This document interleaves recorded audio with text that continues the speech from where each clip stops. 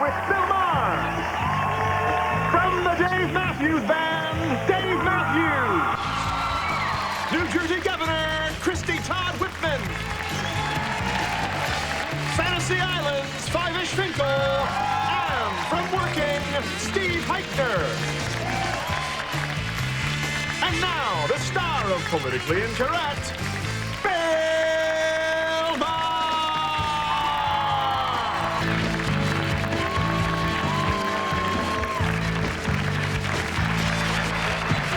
All righty, welcome to our show. Here is our panel, one of the swell stars of working on another network, Mr. Steve Hytner. Steve.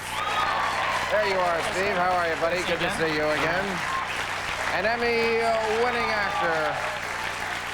He will play Fisher the Travel Agent on the new Fantasy Island right here on ABC. Fyvush Finkel. Fyvush. Hello, Mr. Fyvush. How are you?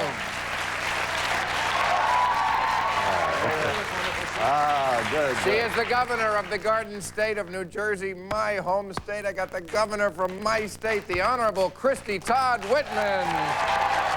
Governor, what a pleasure. Thank you so much. And their third platinum CD is Before These Crowded Streets, Dave Matthews.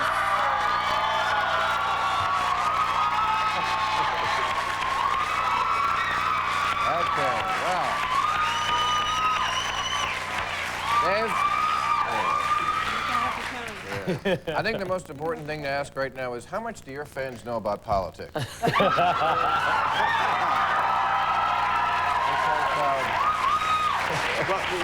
When we're together, Kids, the adults have to talk now.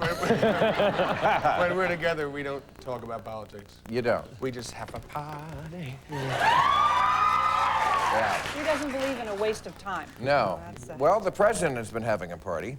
And now the party is over. And the big story today is that 3 days early, at least 3 days early, the evidence arrived there at the steps of the Capitol from Ken Starr. And apparently, yeah, apparently one of the things...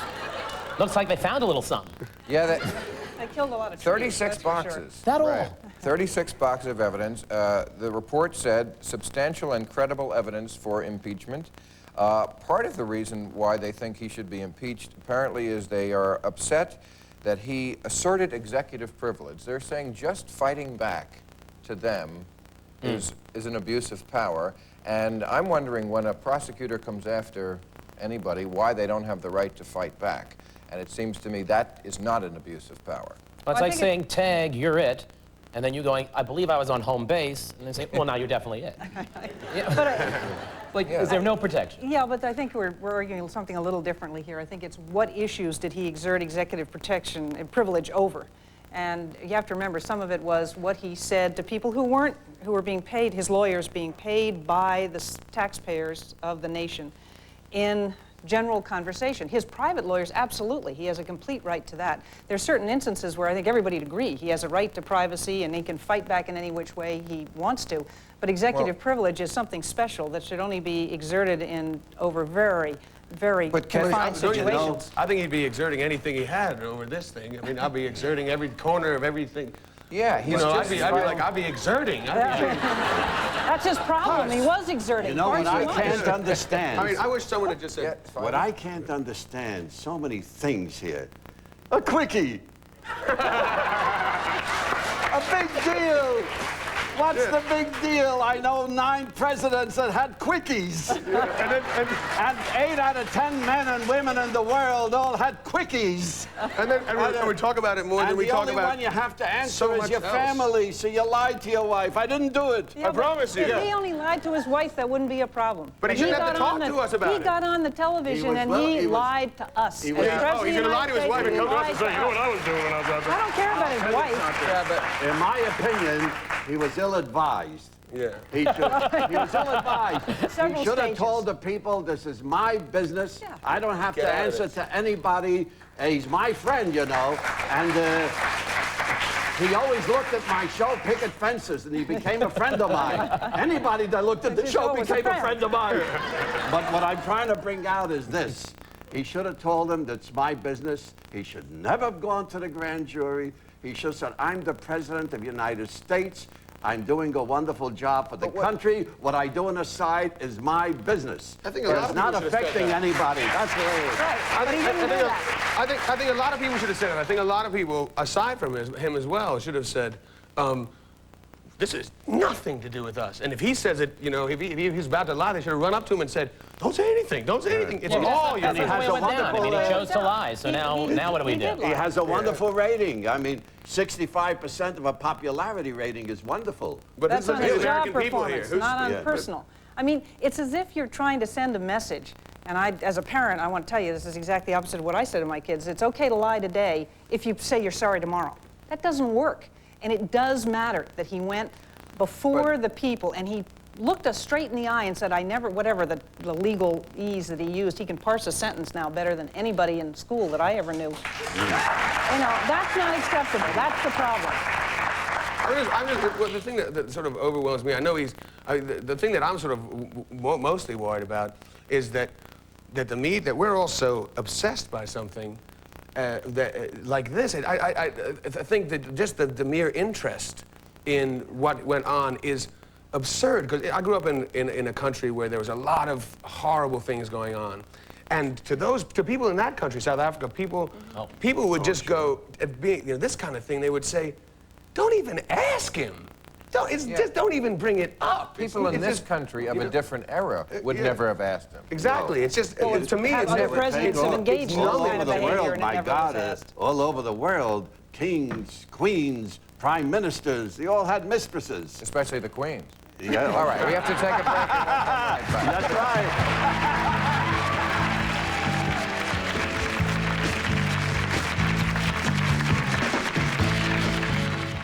Okay. All right, enough with the president. As we do every night, we try to cover him and then get to what real people affects their lives. And let's talk about drugs, because I know, Fyvush, you're a big stoner. No, I'm kidding. But, yeah, we were burning one in the back just before we came out. The only drug I ever had was Pepsi-Cola. And that's a hot one. Oh, terrible.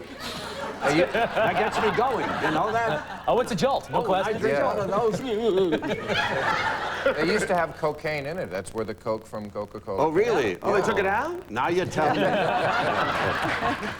Well, listen, the government has a new plan to fight drugs, and it's advertising, which is very telling about politics these days. You know, it used to be the Republicans wanted more jails for drug addicts, and the Democrats wanted more social programs and treatment. Now they've split the difference, and they're just going to advertise. Yeah, then this is what's going to happen. You're going to be watching TV, the kid's going to be watching the TV, or whoever it is, unfortunately, and he's going to go, too late, bro.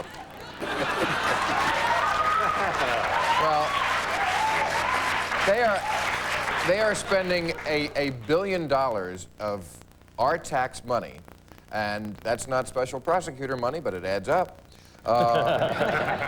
To get, and I could hold up ads. We've all seen them. They're on TV. They're in the newspapers, and they think this is the way to solve the drug problem. Yeah, I don't think it's ridiculous. I mean, I don't think a kid decides whether to take drugs or not between Friends and Seinfeld, you know? I think a kid decides whether to take drugs or not when he comes home from school, and there are no after-school programs that have been funded for him to do, you know, keep him busy, you know? I don't think he decides when he's sitting on the couch.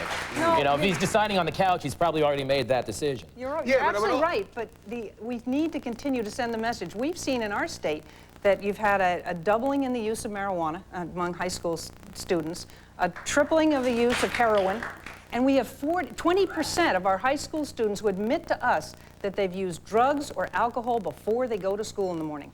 We need to do exactly what you say. There've got to be after-school programs. There've got to be drug courts to get them into treatment. But we also need to send a message continuously. I also think the message shouldn't be this ignoramus, because kids aren't stupid. I was one, and I was fairly bright. But the message of, it's just bad, bad, bad. It's bad, bad, bad, bad.